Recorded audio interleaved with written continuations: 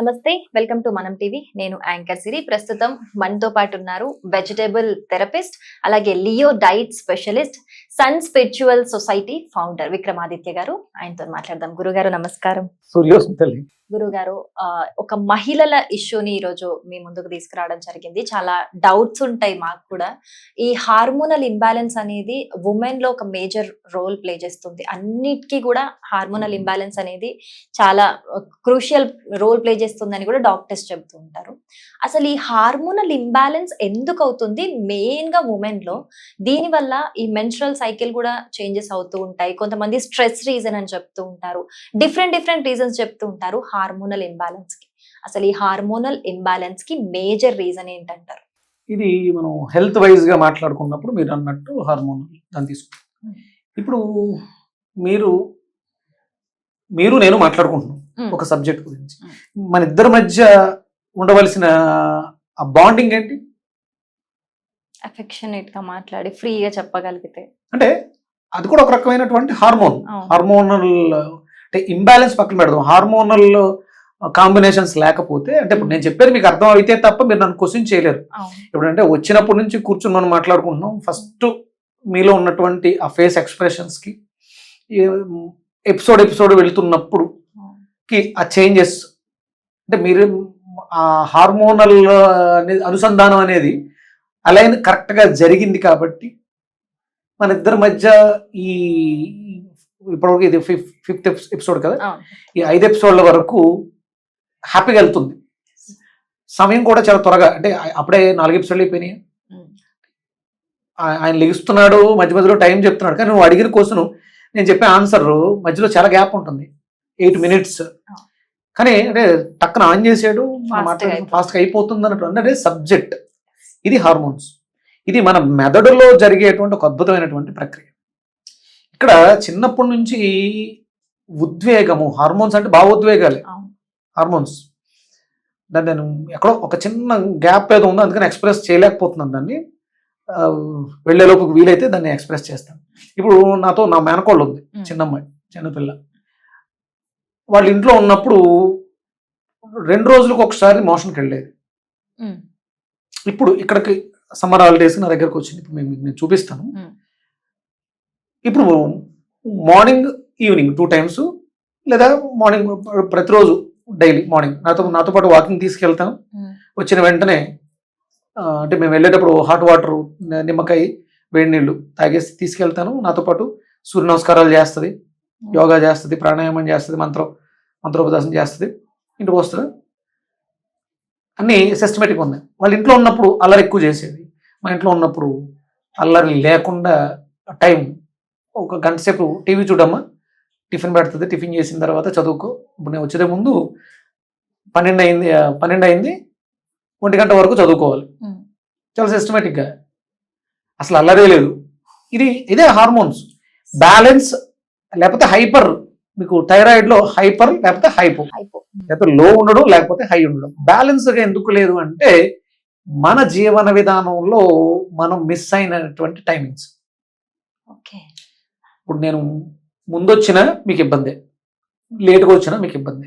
In time కరెక్ట్గా మీరు 12 అన్నారు, 11:59 నేను లోపలికి వచ్చాను. కరెక్ట్గా మీరు వచ్చారు, మనం ఏదో మాట్లాడుకున్నాం. 12-19 లోపలికి వచ్చి కూర్చున్నాం. సిస్టమేటిక్గా ఒక ఫ్లోలో హ్యాపీగా వెళ్ళిపోతుంది. లేకపోతే నాకు టైం అయిపోతుందని నేను కంగారు పట్టడం, లేదా మీకు ఇంకొక గెస్ట్ ఎవరు రావటం. సేమ్ థైరాయిడ్ కూడా అంతే. మీ శరీరంలో అంటే మన జీవన విధానంలో రొటీన్ లైఫ్ అనేది ఒకటి ఉంటుంది. రొటీన్, ప్రతిరోజు అనుదిన ధర్మాలు అంటారు. అట్లే అది 6th చక్ర. జ్యోతిష్ శాస్త్రంలో మేషం నుంచి 6వ ఇల్లు రొటీన్ లైఫ్. పుట్టితే ఏం చేయాలి, మార్నింగ్ ఎన్ని గంటలకు లేవాలి, ఎన్ని గంటలకు బ్రేక్ఫాస్ట్ చేయాలి, ఇవి పర్ఫెక్ట్గా ఒక స్త్రీలో లేవు కాబట్టి, కోల్పోయాం కాబట్టి ఆ స్త్రీ కన్నటువంటి బిడ్డలకి ఈ ప్రాబ్లమ్స్ వస్తున్నాయి. అంటే ఇవన్నీ ఎక్కడ తయారవుతున్నాయి? ఈ కర్మగారంలో తయారైంది. పుట్టిన బిడ్డ ఇవన్నీ కూడా చిన్నప్పుడు చిన్న పిల్లలకు కూడా థైరాయిడ్ వచ్చేస్తుంది. పూర్వం రోజుల్లో మీ అమ్మమ్మ వాళ్ళకి థైరాయిడ్ ఉందా తెలుసా? అసలు ఇప్పుడు ఎందుకు వస్తుందంటే మనం ఆ lifestyle before sunrise లేవటం అనేది లేదు. అంటే చాలా మంది వీటికి హార్మోనల్ ఇంబ్యాలెన్స్ అంతే. మీకు ఎందుకు వచ్చిందంటే మీకు హార్మోనల్ ఇంబ్యాలెన్స్, స్ట్రెస్, యాంగ్జైటీ. పూర్వం రోజుల్లో స్ట్రెస్ లేదా? ఈ విపరీతమైనటువంటి స్ట్రెస్. ఎందుకంటే ఒక తల్లి ఇంచుమించు 5-6 మంది పిల్లలు అనేది, వాళ్ళకు వండి పెట్టడం, మొగుడికి క్యారేజ్ చేయడం, తర్వాత పిల్లల్ని తయారు చేయడం, జడలేయడం, స్కూల్కి పంపడం, బట్టలు ఉతకటం, పిడకలు వేయటం, అంటే వ్యవసాయం అయితే పాడు ఉంటే పిడకలు వేయటం, ఒడ్డులు దంచడం. అప్పటితో పోల్చుకుంటే ఇప్పుడున్న ప్రెజర్ ఏముంది? ఏసీ రూమ్లో కూర్చుంటాం, సిస్టమ్ ముందు కూర్చుంటాం. ఏంటి స్ట్రెస్? జీవన విధానం కరెక్ట్గా లేదు. నాతో ట్రావెల్ అయ్యే వాళ్ళకి నేను వాళ్ళని గమనిస్తాను. వీళ్ళు ఒక వర్క్ చేయగలరా, 2 వర్క్లు చేయగలరా? ఒకే మనిషి తన చేతులతో. ఇప్పుడు తల్లి అటు భర్తని, మగపిల్లల్ని, ఆడపిల్లల్ని కూడా హ్యాండిల్ చేయగలదు.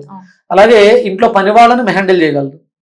ఇంకా చాలా, అటు అమ్మా నాన్నకి సమాధానం చెప్పగలదు, అత్తామామలకి సమాధానం చెప్పగలదు, ఆడబిడ్డలకు సమాధానం చెప్పగలదు, తోబుట్టులకు సమాధానం చెప్పగలదు.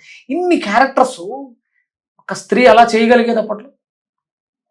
ఇప్పుడు కేవలం ఒక బిడ్డను, ఒక భర్తను ఎందుకు హ్యాండిల్ చేయలేకపోతుందంటే లైఫ్ స్టైల్ చెడిపోయింది. 6th house